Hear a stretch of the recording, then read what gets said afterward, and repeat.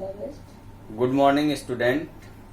मैं मुनेश कुमार सैनी एसएमडी विद्या मंदिर की ऑनलाइन क्लास में आपका स्वागत है। मैं मुनेश कुमार सैनी बायोलॉजी लेक्चरर। आज हम 12th क्लास का बायोलॉजी का जो फर्स्ट चैप्टर है उसका अध्ययन करने वाले हैं। तो जो चैप्टर फर्स्ट है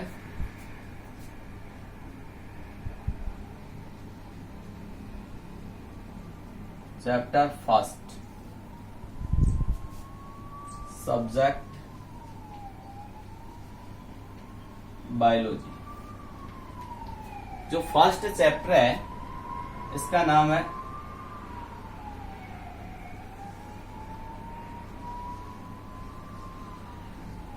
रिप्रोडक्शन इन ऑर्गेनिज्म।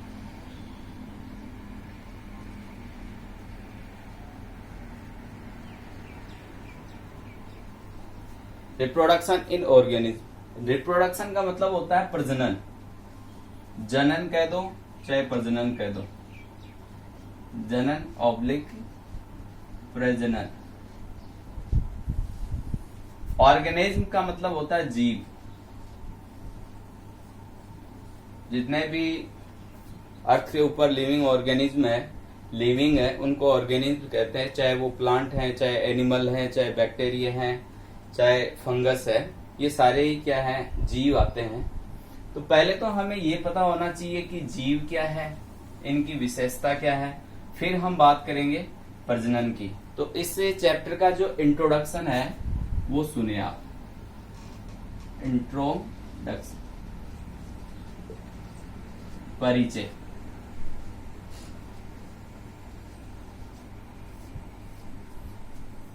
जीवों की विशेषता सुने। जीव कहेंगे हम किसको? जीवों के अंदर एक विशेष गुण होता है, उस गुण के आधार पर हम जीव को जीव कहेंगे। जितने भी जीव होते हैं उनके अंदर ये विशेषताएं होनी जरूरी है। जैसे वृद्धि, जितने भी जीव होते हैं वो वृद्धि करते हैं, ग्रोथ करते हैं। ग्रोथ का जो कैरेक्टर है, गुण है, वो पाया जाता है इनमें। ये वृद्धि करते हैं। जन्म से लेकर मृत्यु तक है, इनमें चेंजेज आते हैं, इनके आयतन में, भार में, लेंथ में। तो उसको हम वृद्धि कहेंगे या ग्रोथ कहेंगे। इसके अलावा इनके अंदर अनेक प्रकार की उपापचय क्रियाएं पाई जाती हैं। जैसे उत्सर्जन,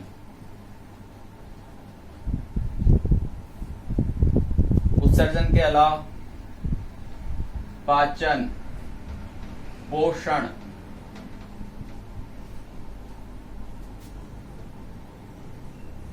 और भी उपापचय क्रियाएं।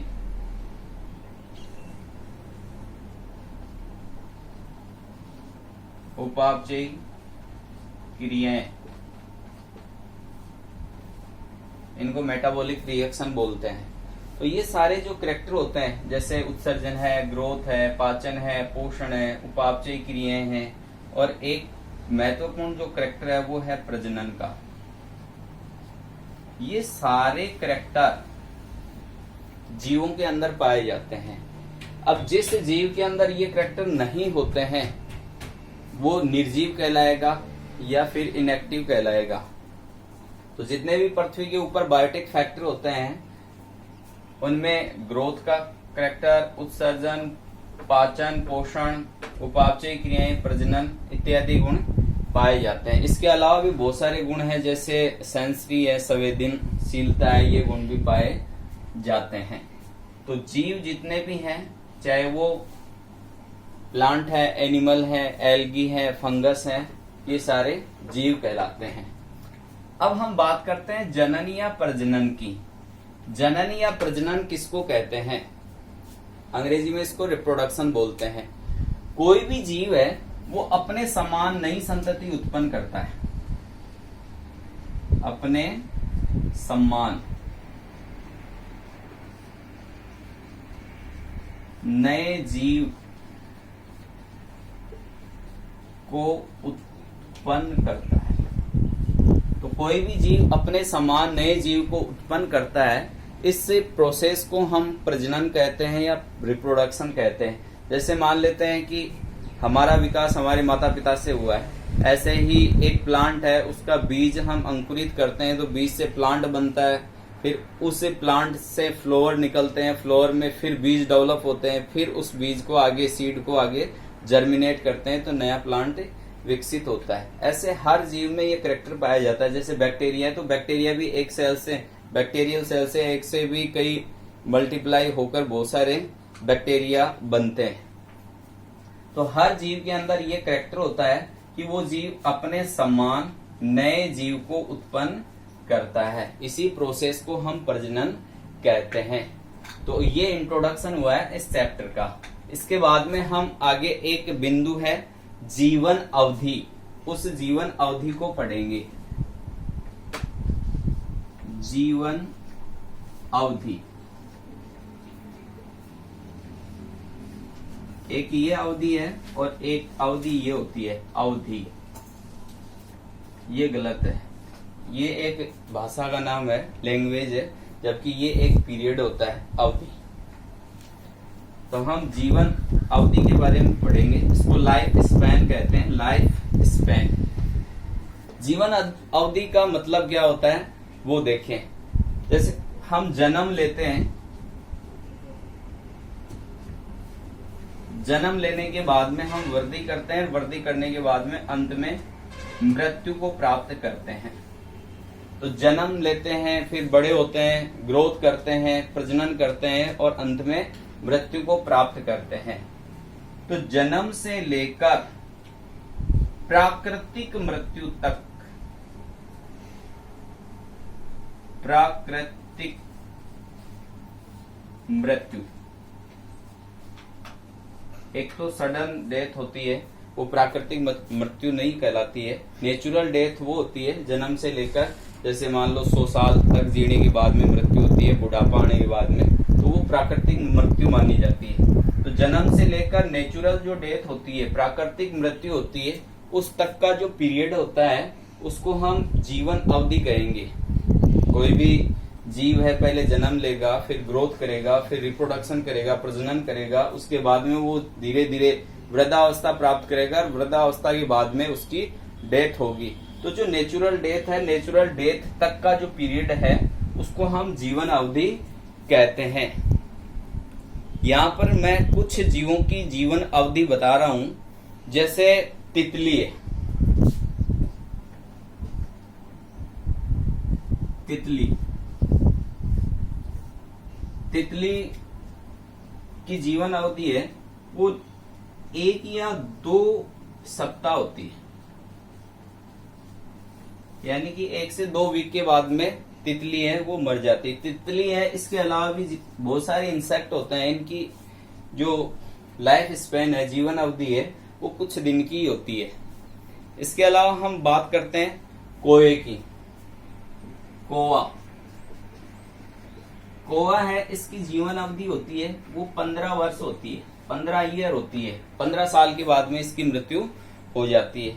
ऐसे हम गाय की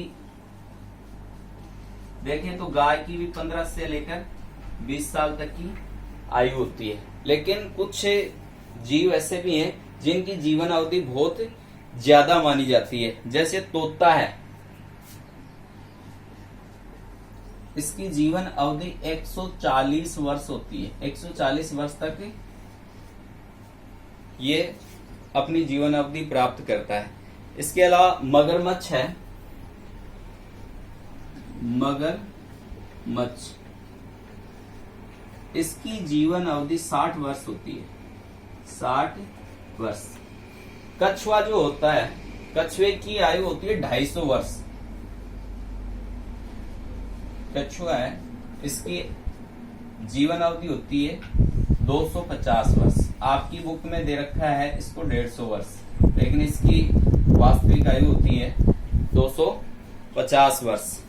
इसके अलावा भी हम कुछ प्लांट की बात करें, जैसे गेहूं है 6 महीने बाद में अपना जीवन चक्र पूरा कर लेता है, बाजरा है वो भी अपना जीवन चक्र पूरा कर लेता है। ऐसे ही कई फसलें हैं जो 6 महीने में पककर तैयार होती हैं। कुछ फसलें ऐसी हैं जो द्विवर्षीय होती हैं, कुछ प्लांट ऐसे हैं बहुवर्षीय हैं, बहुत सारे वर्षों तक जीवित रहते हैं। जैसे हम बात करें बरगद की, पीपल की, इनकी आयु वैज्ञानिकों के अनुसार 2500 वर्ष मानी जाती है।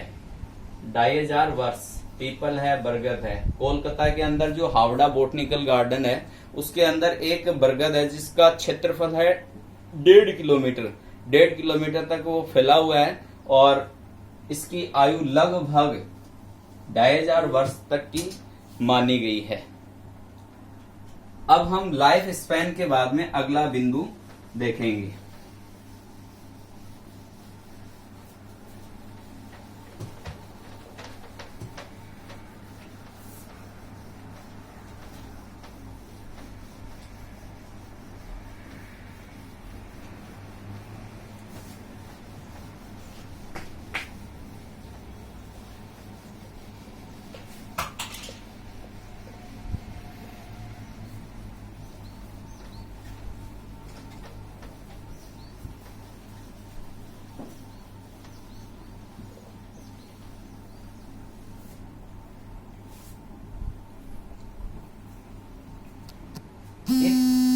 इसमें छोटा सा बिंदु है जीवन सांतत्य। जीवन सांतत्य।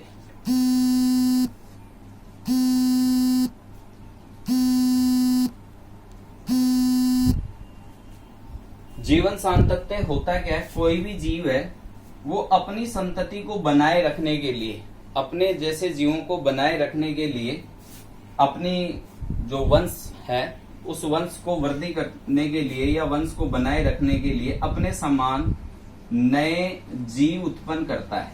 नए जीव उत्पन्न करता है। तो नए जीवों को उत्पन्न करना, मृत्यु से पहले प्रत्येक जीव है वो अपनी मृत्यु से पहले अपने समान नए जीव को उत्पन्न करता है। उत्पन्न करने की जो प्रोसेस ही होती है वो जीवन सांतत्य को बनाए रखता है। अब आगे हम जीवन सांतत्य के बाद में अगला जो बिंदु है वो स्टार्ट करेंगे इसमें रिप्रोडक्शन या प्रजनन।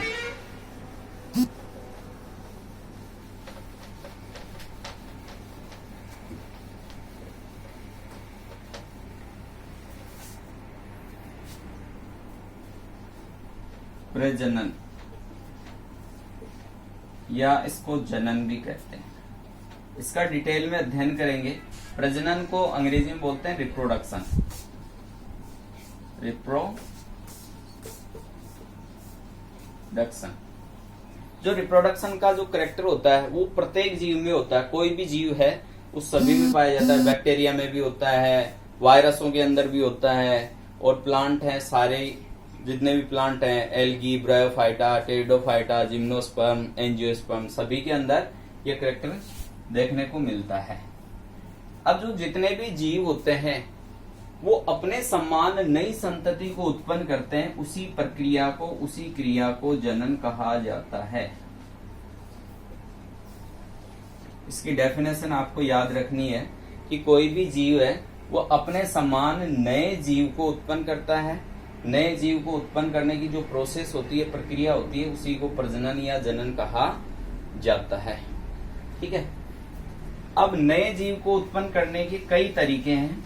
तो प्रजनन की कुछ विधियां हैं, उन विधियों को हम पढ़ेंगे। तो एक तो विधि है अलैंगिक जनन। अलैंगिक जनन। और दूसरी विधि है लैंगिक जनन। लैंगिक जनन। अलैंगिक जनन है, इसको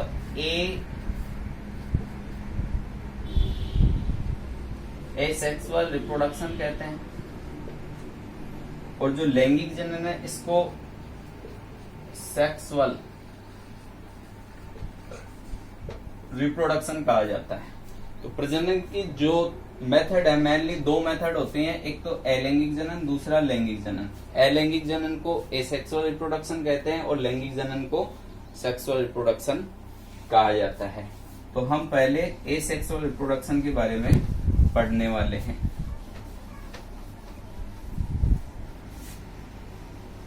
पहले इस मेथड के बारे में अध्ययन करेंगे। देखो, अलैंगिक जो जनन होता है इसके अंदर एक ही तो जीव होता है, एक ही जीव होता है और एक ही जीव नए जीव का निर्माण करता है। एक जीव नए जीव का निर्माण करता है, यानी कि जनक एक ही होता है। इसमें जनक है वो सिंगल होता है, एक ही जनक होता है और एक ही जनक है वो प्रजनन क्रिया के द्वारा नए जीव का निर्माण करता है। इसको हम अलैंगिक जनन कहते हैं, एसेक्सुअल रिप्रोडक्शन कहते हैं। अब देखो, इसमें जैसा जनक होगा वैसी ही संतति होगी, यानी कि जनक यदि डिप्लॉयड है, 2n है, द्विगुणित है, तो संतति भी कैसी होगी? द्विगुणित होगी। यदि जनक है हैप्लॉयड है तो संतति भी कैसी होगी? हैप्लॉयड होगी। यानी कि जितने भी जेनेटिक कैरेक्टर हैं या वेजिटेटिव कैरेक्टर हैं, दोनों ही कैरेक्टर जैसे जनक के हैं वैसे ही संतति के होते हैं, यानी कि जनक की हूबहू कॉपी होती है। तो जनक में जितने भी कैरेक्टर होते हैं सेम कैरेक्टर संतति के होते हैं। तो जनक के जो कैरेक्टर हैं वैसे ही कैरेक्टर संतति होने के कारण इसकी संतति को हम क्लोन भी कह सकते हैं। क्या कह सकते हैं? क्लोन। क्लोन सेम फोटोकॉपी होती है किसकी? जनक की। जनक के समान फोटोकॉपी जो होती है उस फोटोकॉपी को हम क्लोन भी कह सकते हैं। हालांकि क्लोन क्लोनिंग प्रक्रिया के द्वारा तैयार की जाती है, लेकिन क्लोन के जो आनुवंशिक लक्षण होते हैं और कायिक लक्षण होते हैं वो जनक पीढ़ी के समान होते हैं। तो जनक पीढ़ी के समान यदि कैरेक्टर हैं तो वो क्लोन भी कहलाता है। बाकी जो अलैंगिक जनन की प्रक्रिया है, इससे जो नई संतति बनती है वो एक प्रकार का क्लोन ही होता है, क्योंकि उसके अंदर सारे कैरेक्टर आनुवंशिक लक्षण है, जेनेटिक कैरेक्टर हैं और वेजिटेटिव कैरेक्टर हैं, वो अपने जनक के समान होते हैं।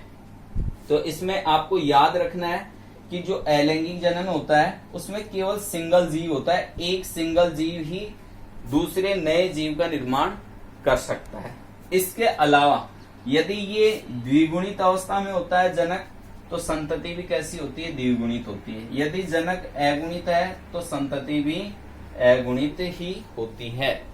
इसके अलावा देखें, जो अलैंगिक जनन होता है इसके अंदर अगला कैरेक्टर ये है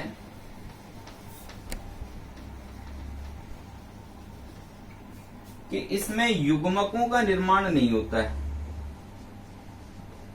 युग्मकों का निर्माण नहीं होता है, यानी कि गैमेट प्रोसेस नहीं होती है, गैमेटोजेनेसिस की प्रक्रिया नहीं होती है, गैमेट्स का निर्माण नहीं होता है, गैमेट नहीं बनते हैं। और गैमेट नहीं बनते हैं तो इनमें अर्धसूत्री विभाजन भी नहीं होता है। अर्धसूत्री विभाजन, अर्धसूत्री विभाजन को मियोसिस कहा जाता है। तो अर्धसूत्री विभाजन भी नहीं होगा और युग्मकों का निर्माण भी नहीं होगा। तो ये दूसरा कैरेक्टर है अलैंगिक जनन का। जो तीसरा कैरेक्टर है वो सबसे मोस्ट कैरेक्टर है, इसमें निषेचन की क्रिया नहीं होती है। निषेचन, निषेचन को कहते हैं फर्टिलाइजेशन। फर्टिलाइजेशन,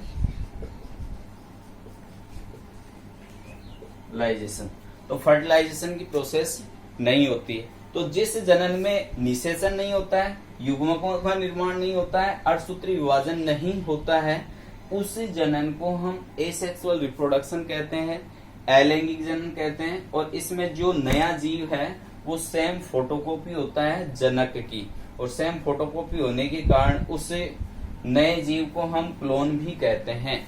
क्लोन जैसे लक्षण, और क्लोन भी सेम फोटोकॉपी होती है अपने जनक की। तो जो अलैंगिक जनन है इसके भी हम कई प्रकार पढ़ने वाले हैं। तो जो अगला वीडियो है उस अगले वीडियो के अंदर हम अलैंगिक जनन के टाइप्स पढ़ेंगे, प्रकार पढ़ेंगे।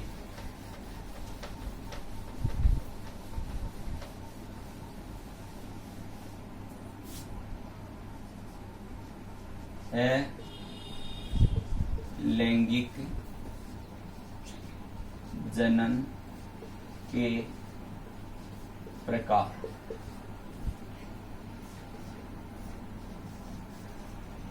Types of asexual reproduction. Asexual reproduction की कुछ विधियां हैं, उन विधियों में हम बात करते हैं, जैसे विभाजन है, दूसरी है विखंडन है, विभाजन विखंडन, तीसरी मुकुलन, चौथी बीजाणु जनन,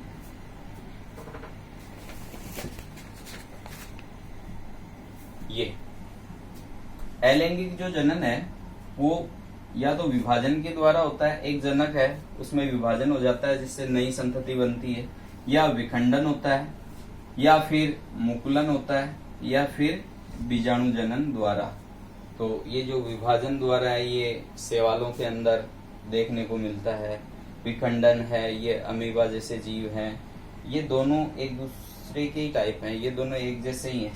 तीसरा मुकुलन है, ये हाइड्रा के अंदर, यीस्ट के अंदर, यीस्ट एक कवक का नाम है उसके अंदर होता है। बीजाणु जनन ये कवकों के अंदर देखने को मिलता है। तो इनका डिटेल में अध्ययन हम अगले वीडियो में करने वाले हैं। Thank you. आप लोग जितना पढ़ा है उसको दोबारा से ध्यान से पढ़ें, देखें, वीडियो को बार बार देख लें और रिटर्न में नोट्स भी बनाएं, और जो भी प्रॉब्लम आए उसका समाधान आप मेरे से ले सकते हैं। Stay home, stay safe. Thank you.